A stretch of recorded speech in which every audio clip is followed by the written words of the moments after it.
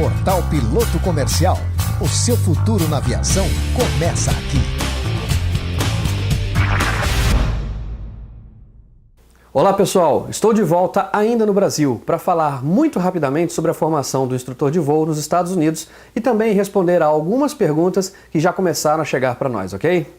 Nos Estados Unidos, a habilitação de instrutor de voo é dividida em 3 partes. CFI, que dá a instrução inicial do piloto privado visual, CFII ou II, que dá o curso de IFR para o PP, e CFMI, que ministra o curso para o piloto se habilitar em aeronaves multimotores, junto com a formação de piloto comercial. Cada habilitação de instrutor é para um momento do treinamento, ou seja, se eu quero dar instrução de IFR, preciso tirar o II e assim por diante. Em outras palavras, um CFMI não pode dar instrução para o PP visual, por exemplo. Se o instrutor da FAA quer dar instrução do zero ao comercial para um aluno, precisa tirar as 3 habilitações de instrutor. A formação do instrutor no Brasil é composta por um curso preparatório teórico, banca teórica e o curso prático que tem cerca de 25 horas de voo e 2 cheques, um de entrada logo no primeiro voo e um de saída que é quando o instrutor definitivamente é aprovado.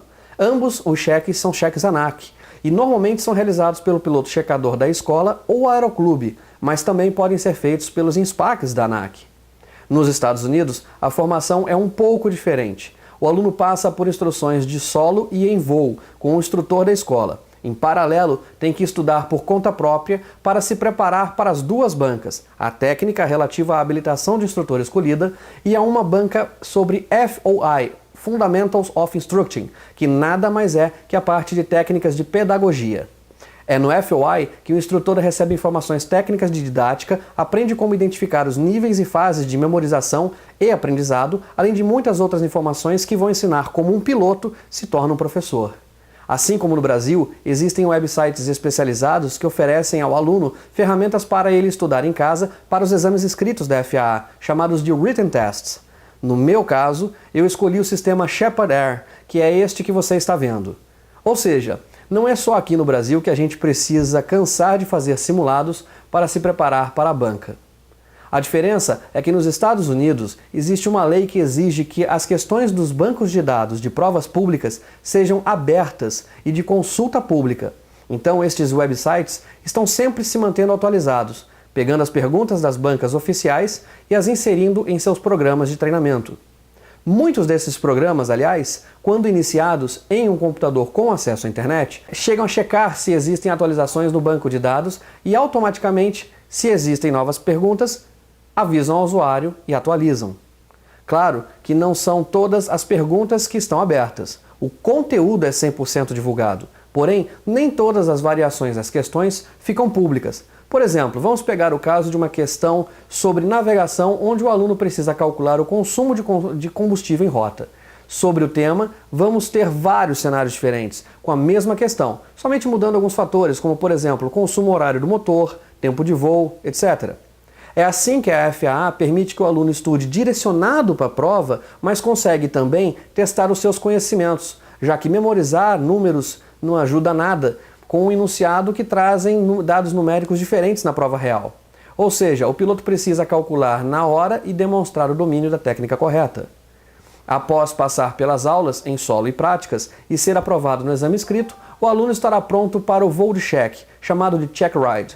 Esta prova é realizada em data específica com o examinador da FAA que vem para a escola para realizar o teste final. O check ride é composto por 2 partes, oral e prático. O teste oral normalmente dura de 5 a 8 horas. Eu sei de testes que chegaram a 12 horas de duração.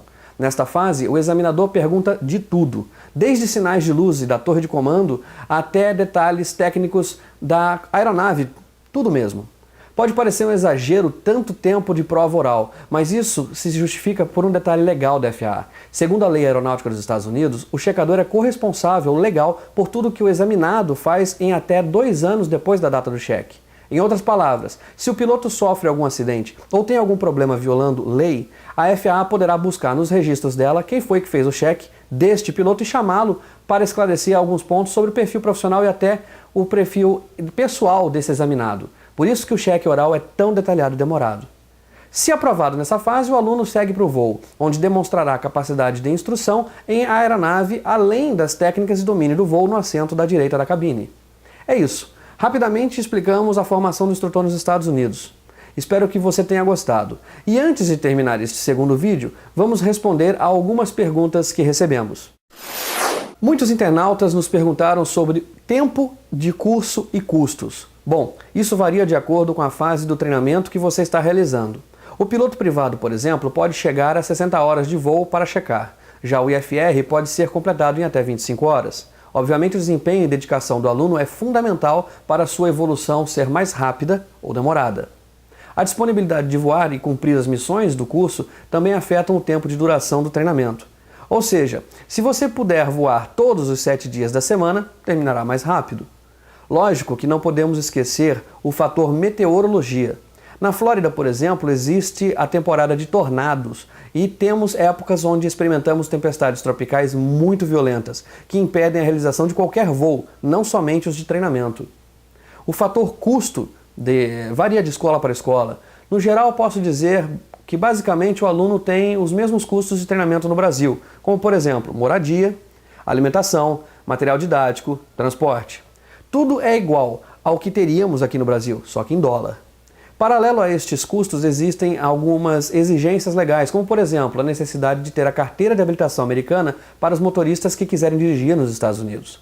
Isso porque quando vamos estudar, somos classificados como residentes temporários e não podemos ficar usando a habilitação do Brasil e nem a carteira internacional.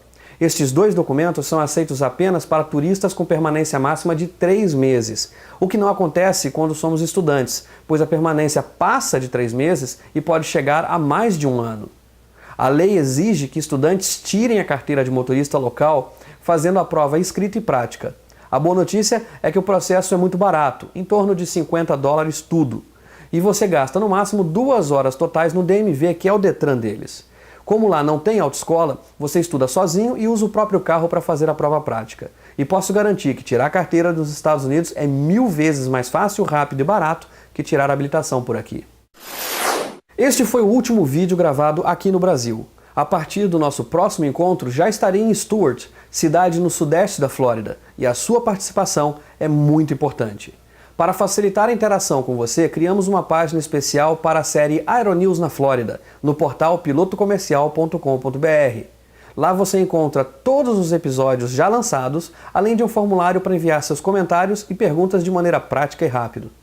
Acesse www.pilotocomercial.com.br/portal/Aeronews na Flórida e participe. Estou esperando as suas perguntas e comentários, ok?